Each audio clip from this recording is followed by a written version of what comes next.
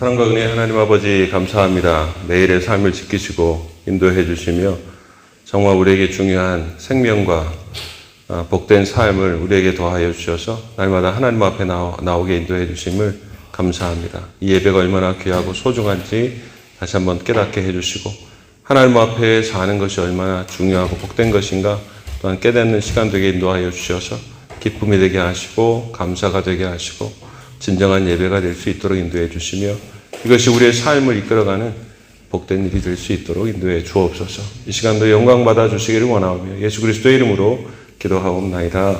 아멘. 새벽에 우리에게 주신 하나님의 말씀 출애굽기 11장 1절에서 3절까지의 말씀입니다.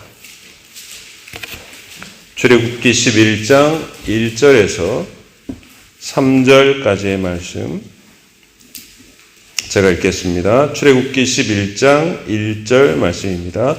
여호와께서 모세에게 이르시기를 내가 이제 한 가지 재앙을 바로와 애굽에 내린 후에야 그가 너희를 여기서 내보내리라. 그가 너희를 내보낼 때에는 여기서 반드시 다 쫓아내리니 백성에게 말하여 사람들에게 각기 이웃들에게 은금 패물을 구하게 하라 하시더니 여호와께서 그 백성으로 애굽 사람의 은혜를 받게 하셨고 또 그 사람 모세는 애굽 땅에 있는 바로의 신하와 백성의 눈에 아주 위대하게 보였더라. 아멘. 우리가 지금까지 읽어온 출애굽의 말씀을 좀 생각해 보면 출애굽을 위한 재앙이 계속될 때마다 반복되는 말씀이 있는데요. 여호와께서 바로의 마음을 완악하게 하셨다라는 말씀이 있습니다. 이 말씀이 계속 반복되고 있는데요. 이 말씀의 의미는 뭘까요? 마지막 재앙이 있다라는 것이죠. 그때까지 하나님께서 바로의 마음을 묶어두시는 것입니다. 여러분 그 재앙에는 의미가 있다라는 것이죠. 그래서 마지막까지 달려가야 될 목표가 있는 거예요.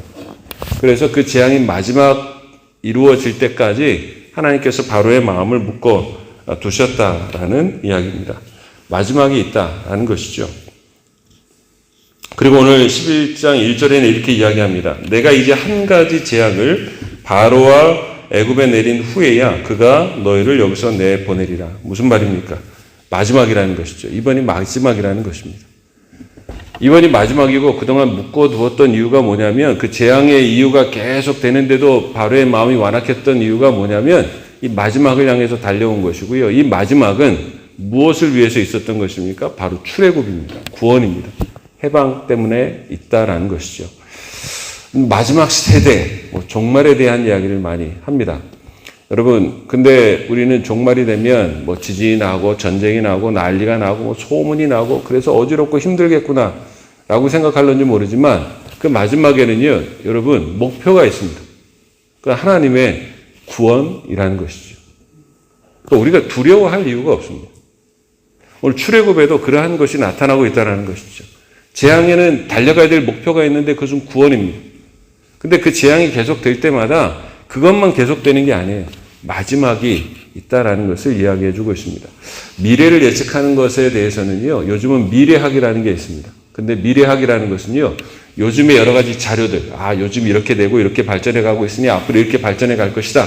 라는 이야기를 하는 게 미래학입니다. 근데 대부분 그런 것을 읽어보면 정답이 없습니다, 여러분. 분명하지가 않아요. 뭐라고 그러냐면 실컷 이야기해 놓고 그럴 가능성이 있다. 그럼 무슨 말입니까? 그렇지 않을 가능성도 있다라는 거죠. 그런 건 누구나 이야기하죠. 개연성이 있다. 무슨 말입니까? 열려 있다라는 거죠. 결말이 열려 있다라는 거예요. 그렇게 될 수도 있지만 안 될 수도 있다. 여러분, 미래학이라는 것, 우리가 생각하는 미래는 그렇습니다. 근데 여러분, 성경이 이야기하는 미래는 다릅니다. 그걸 뭐라고 이야기하죠? 종말론이라고 이야기하죠. 여러분, 종말은요, 분명하게 정해져 있습니다. 마지막이 있습니다. 너무 분명해요. 마지막 때 이런 일이 있겠고, 마지막에 하나님의 나라가 이 땅에 임하게 됩니다. 그리고 심판이 있고, 영원한 하나님의 나라와 그렇지 않은 나라로 분리된다라고 분명하게 이야기하고 있다는 것이죠. 근데 여러분, 종말론의 더 큰 의미가 뭔지 아세요? 그 종말, 앞으로 일어날 하나님이 말씀하신 그 세계를 통해서 그 마지막을 통해서 오늘을 바라보고 살아가는 거예요. 여러분 이게 더 종말론의 큰 의미라는 것이죠. 우리는 마지막 때에 그러니까 힘들고 어려운 일이 있겠구나, 견뎌야 되겠구나, 뭐 되게 두려워하고 그것을 맞이하게 되는데 그렇지 않다라는 것이죠. 하나님의 나라는 분명합니다. 앞으로 그럴 날이 임하게 된다고 한다면 오늘 우리가 어떻게 살아야 될까? 이게 중요한 것이죠. 그래서 제가 가끔 말씀드리지만 사도신경에 우리가 거기로부터 살아있는 자와 죽은 자를 심판하러 오시리라. 여러분 그것을 고백하게 될 때마다 우리의 미래는 그렇게 하나님께서 정하셨어요. 분명해요. 그럼 그것을 고백할 때마다 오늘 내가 어떻게 살아야 될 것인가가 결정되는 거죠. 거기로부터 살아있는 자와 죽은 자를 심판하러 오시는 예수님을 우리가 믿고 있다고 한다면 오늘 내가 어떻게 살아야 되는가. 여러분 그게 너무나 분명해지는 것입니다. 이게 지혜죠. 이게 믿음이라는 것입니다. 제가 얼마 전에 책을 읽다가 재미있는 글을 발견했는데요. 현실 하나님의 세계라는 책인데 거기에 이런 말이 있더라고요. 우리는 끝에서 출발한다. 내 끝에 내 시작이 있다. 이게 T.S. 엘리엇이라는 시인의 시구래요. 내 끝에 내 시작이 있다. 결말이 시작보다 앞선다. 우리는 먼저 종착지를 정한 다음에 여정을 시작한다. 생각해 보니까 그 말이 맞더라고요. 종착지를 정해야 여러분 오늘 우리의 삶이 준비가 정해지는 거더라고요.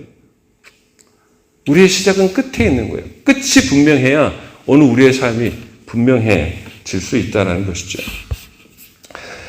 오늘 하나님이 이렇게 이야기하십니다. 1절에 내가 이제 한 가지 재앙을 바로와 애굽에 내린 후에야 마지막이 있다는 것이죠. 근데 그 마지막이 있은 후에 어떠한 모습이 펼쳐질까요? 오늘 하나님의 백성들의 모습을 통해서 오늘 이스라엘 백성과 앞으로 우리가 닥칠 여러분 종말의 삶에 대해서 우리에게 이야기해 주시고 비춰주시는 것이 있습니다. 오늘 2절에 이렇게 이야기합니다. 백성들에게 말하여 사람들에게 각기 이웃들에게 은근 패물을 구하게 하라 하시더니 여기에는 두 가지 의미가 있다고 생각합니다. 하나는 보상이 있습니다. 그동안 이집트에서 노예 생활을 했던 것에 대한 보상이죠.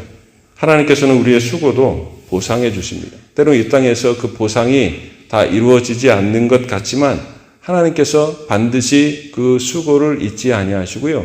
우리에게 보상해 주신다라는 것이죠. 우리의 눈물을 닦아주시고요. 우리에게 주시는 의의 멸류관이 있다는 것입니다. 시편 90편 15절 모세의 노래에 보면 우리를 괴롭게 하신 날수대로와 우리가 화를 당한 연수대로 우리를 기쁘게 하소서. 마태복음 25장 23절에 보면 그 주인이 이르되 잘하였도다 착하고 충성된 종아 내가 적은 일에 충성하였음에 내가 많은 것을 내게 맡기리니 내 주인의 즐거움에 참여할지어다. 우리에게 주시는 보상이 분명히 있다는 것입니다. 그렇기 때문에 오늘 우리의 삶을 어떻게 살아야 될까요? 고린도전서 15장에 보면 그러므로 내 사랑하는 형제들아 견실하며 흔들리지 말고 항상 주의 일에 더욱 힘쓰는 자들이 되라. 이는 너희 수고가 주 안에서 헛되지 않을 줄 알미라. 여러분 이것이 우리에게 주시는 분명한 약속이고요. 하나님께서 주실 것이라는 것입니다. 오늘 출애굽하는 자들 그냥 빈손으로 쫓아낸다. 나갈 것 같은데요. 그동안 수고하고 애쓴 것 하나님께서 은금으로 얻게 하십니다. 그리고 사람들의 은혜를 얻어서 여러분 그것을 가지고 가게 되는 것이죠. 하나님께서 주시는 보상이 있습니다. 마지막 날에는요.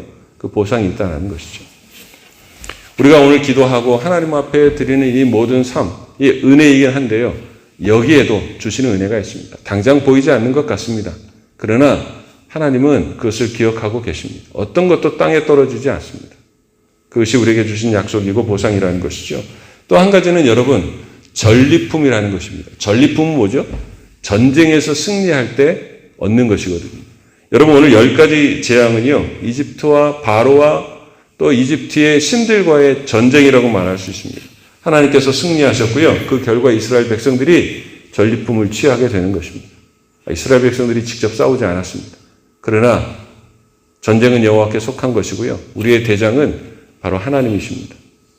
그분과 함께 있을 때 여러분 전리품을 얻게 된다는 것이죠. 오늘 우리의 마지막에는요. 승리가 있다는 것입니다. 여러분 이것은 너무나 분명하다는 것이죠. 오늘 그것이 있다고 한다면 오늘 우리의 삶을 어떻게 살아가야 될 것인가 라는 것을 다시 한번 생각해 보게 된다는 것입니다. 여러분 마지막은 분명히 있습니다. 그 마지막을 통해서 우리에게 약속하신 하나님의 은혜도 분명하다라는 것이죠.